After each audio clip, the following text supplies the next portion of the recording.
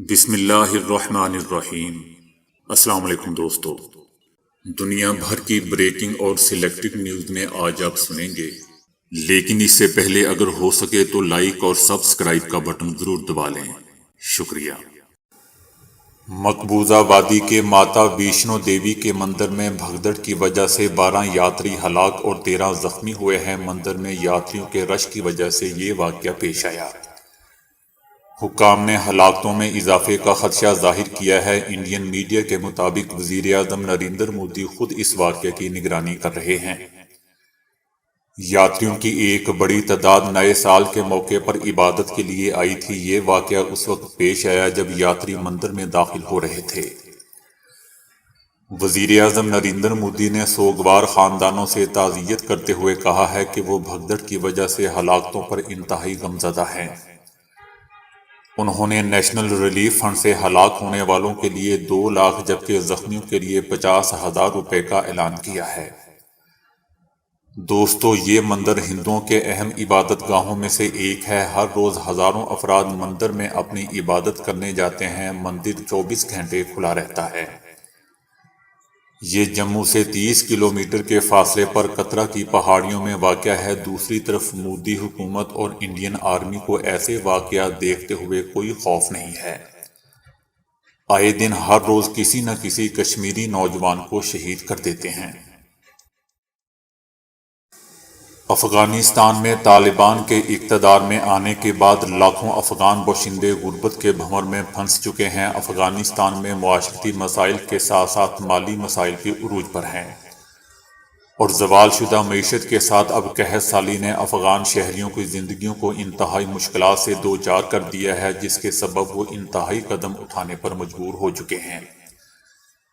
روزگار نہ ہونے کے سبب لاکھوں افغان خاندان بدحالی کا شکار ہیں اور درجنوں افراد اپنے خاندان کا پیٹ پالنے کے لیے گھر کی اشیاء بیچ کر گزارا کر رہے ہیں، جبکہ کچھ والدین نے تو اپنے ہی بچوں کی قربانیاں دینا شروع کر دی ہیں۔ ایک افغان خاتون عزیز گل نے ایک غیر ملکی ادارے کو بتایا کہ میرے شوہر نے مجھے بتائے بغیر ہمارے 10 سالہ بیٹے کو فروخت کر دیا اور اس کے لیے ابتدائی رقم حاصل کر کے اپنے بچوں کی خوراک کی کمی پوری کی۔ خاتون کا کہنا تھا کہ جب میں نے شوہر سے پوچھا تو اس نے مجھے جواب دیا کہ میرے پاس اور کوئی راستہ نہیں تھا، سب کو بھوکا مارنے سے بہتر تھا کہ میں کسی ایک کی قربانی دیتا تاکہ اوروں کا پیٹ پال سکوں۔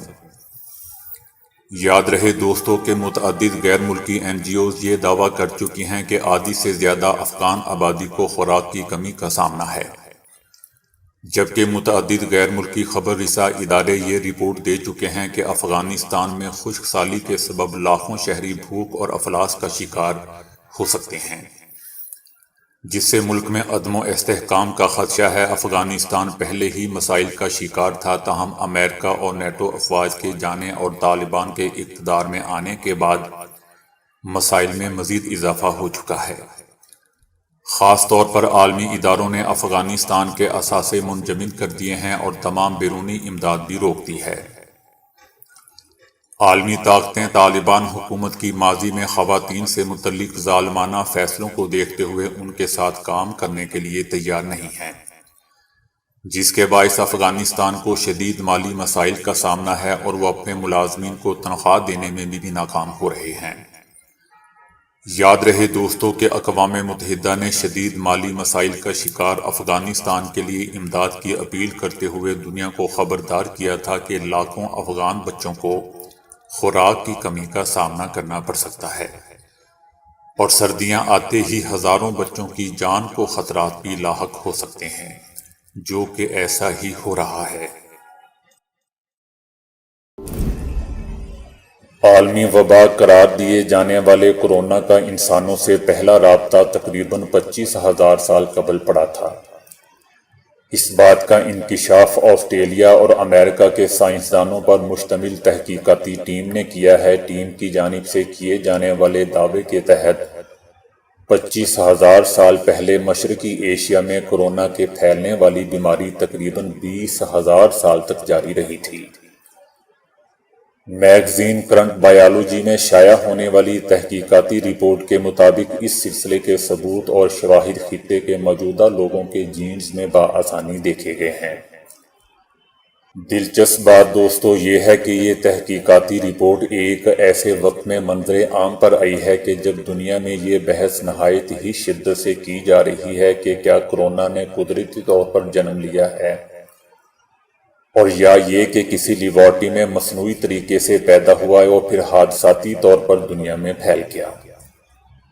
طبی ماہرین اور سائنسدانوں کے پاس اس حوالے سے مختلف وجوہات اور جوازات بھی موجود ہیں، لیکن تاحال دنیا کسی ایک نتیجے پر نہیں پہنچ سکی ہے۔ مگر یہ بات طے ہے کہ اب تک کورونا دنیا بھر میں کروڑوں افراد کو متاثر کر چکا ہے، جبکہ لاکھوں افراد اپنی جانوں سے بھی جا چکے ہیں۔ طبی ماہرین اور سائنسدانوں نے 2002 میں بھی چائنا میں پھیلنے والی کورونا کی ایک وبا کو سارس کا نام دیا تھا، جس کے نتیجے میں 8000 افراد متاثر جبکہ 800 افراد مارے گئے تھے۔ کرنٹ بایولوجی میں شائع ہونے والی تحقیق کے مطابق آسٹریلیا اور امریکی سائنسدانوں پر مشتمل ٹیم نے یہ دریافت کیا ہے کہ کم و بیش 25,000 سال پہلے مشرقی ایشیا میں کورونا کی وبا پھوٹی تھی، جو 20,000 سال تک جاری رہی تھی۔ تحقیق کے شریک مصنف اور Queensland University of Technology میں حیاتیاتی ماہر الیگزینڈر نے کہا ہے کہ اس کورونا نے آبادی میں ایک بڑی تباہی پھیلائی تھی اور اہم جینیاتی داغ بھی چھوڑا تھا۔ دوستو، کسی بھی درخت پر موجود دائروں کی طرح ہمارا جینیٹک کوڈ بھی ہمارے قدیم ماضی کی داستان سنا سکتا ہے۔ ہمارے جینز میں ہونے والی میوٹیشنز کا مطلب ہے کہ کچھ لوگ فطرتی طور پر وائرسز سے جلدی متاثر ہو سکتے ہیں اور یا پھر ان میں بیماری کی سنگین علامات ظاہر ہو سکتی ہیں۔ ویتنام، چائنا اور جاپان سے تعلق رکھنے والے افراد میں کورونا سے تعلق رکھنے والی جینیاتی علامات پائی گئی ہیں، لیکن یہ علامات دنیا کے دیگر حصوں کے لوگوں کے جینز میں ظاہر نہیں ہوئیں۔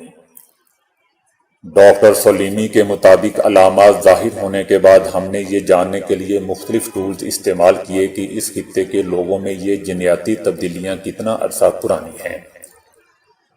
تو انہوں نے بتایا کہ یہ تبدیلیاں لگ بھگ 25,000 سال قبل رونما ہونا شروع ہوئیں، جس کا مطلب ہے کہ یہ وبا 20,000 سال تک جاری رہی تھی۔ شائع شدہ تحقیق سے واضح ہوتا ہے کہ اندازاً 20,000 سال کے دورانیے تک انسانوں کا واسطہ کورونا سے پڑا ہوا تھا۔ علماء کرام فرماتے ہیں کہ یہ قرآن پاک کی سب سے خوفناک اور لرزہ طاری کر دینے والی آیت ہے۔ ان کا کہنا ہے کہ یہ آیت ڈرا دینے والی اور ہیبت طاری کر دینے والی آیت اور پیروں تلے سے زمین نکال دینے والی آیت ہے۔ فَمَنْ يَعْمَلْ مِثْقَالَ ذَرَّةٍ خَيْرًا يَرَهُ وَمَنْ يَعْمَلْ مِثْقَالَ ذَرَّةٍ شَرًّا يَرَهُ۔ غافل سنبھل کے چل، دیکھنے والا تجھ سے غافل نہیں، بنانے والا تجھ سے غافل نہیں۔ اس نے پکار پکار کے اعلان کیا ہے کہ ایک رائی کے دانے کے برابر بھی تو نے گناہ کیا تو یاد رکھ، اس کی سزا کے لیے تیار ہو جا، اور ایک رائی کے دانے کے برابر بھی تو نے اگر نیکی کی تو اس کی جزا کے لیے بھی تیار ہو جا، کیونکہ تیرا رب ظالم نہیں ہے۔ کہا کہ ایک رائی کے دانے کے برابر نیکی کر لی یا برائی کر لی، کسی پہاڑ کے غاروں میں، آسمان کی وسعتوں میں گم ہو کے، زمین کے غاروں میں یا اندھیروں میں چھپ کے، ایک دن آئے گا کہ اللہ تجھے تیرے سامنے وہ سب دکھا دے گا۔ روم، اٹلی، اسپین۔ سوشل میڈیا پر آج کل ایک سرکٹ بورڈ کی تصویر وائرل ہو رہی ہے، جسے شیئر کرانے والوں کا دعویٰ ہے کہ یہ اس 5G مائکرو چپ کا سرکٹ ہے جسے کورونا ویکسین میں شامل کیا گیا ہے۔ یعنی جو لوگ بھی کورونا ویکسین لگوائیں گے ان کے جسموں میں یہ خوردبینی چپ داخل کر دی جائے گی اور 5G ٹیکنالوجی کے ذریعے انہیں قابو کیا جائے گا۔ تاہم اٹلی ہی کے ایک سافٹ ویئر انجینئر نے اس سازشی نظریے کا پردہ فاش کرتے ہوئے اپنی ٹویٹ میں لکھا ہے کہ یہ دراصل الیکٹرک گٹار پیڈل کا سرکٹ ہے جو کم و بیش ہر الیکٹرک گٹار کے ساتھ استعمال ہوتا ہے اور مجھے یقین ہے کہ اسے کورونا ویکسین میں رکھنا ایک زبردست خیال رہا ہوگا۔ دوستو، یاد رہے کہ گزشتہ سال فروری میں کورونا کی ابتدائی خبروں کے ساتھ ہی دنیا بھر میں سازشی نظریات کا ایک طوفان آ گیا تھا جو آج تک جاری ہے۔ البتہ اس مرتبہ مشرق کی نسبت مغرب میں سائنس اور ٹیکنالوجی کی بنیاد پر سازشی نظریات کی مقبولیت بہت زیادہ رہی ہے۔ انہی میں سے ایک ایسے نظریے کے تحت یہ دعویٰ کیا گیا تھا کہ 5G ٹاورز کی وجہ سے کورونا بہت تیزی سے پھیلتا ہے۔ اس افواہ کے رد عمل میں مختلف یورپی ممالک کے علاوہ کینیڈا میں بھی تعلیم یافتہ لوگوں نے موبائل ٹاورز پر حملے کیے، انہیں نقصان پہنچایا، جبکہ درجنوں موبائل ٹاورز توڑ بھی دیے۔ یورپ میں ویکسین کے بارے میں طرح طرح کے نظریات مسلسل سامنے آ رہے ہیں، لیکن 5G مائکرو چپ سرکٹ والا یہ سازشی نظریہ نہ صرف سب سے منفرد ہے بلکہ بعض ماہرین اسے اب تک کا احمقانہ ترین سازشی نظریہ بھی قرار دے رہے ہیں۔ تو دوستو، ابھی کے لیے اتنا ہی۔ ویڈیو کو لائک اور شیئر کرنے کا بہت بہت شکریہ۔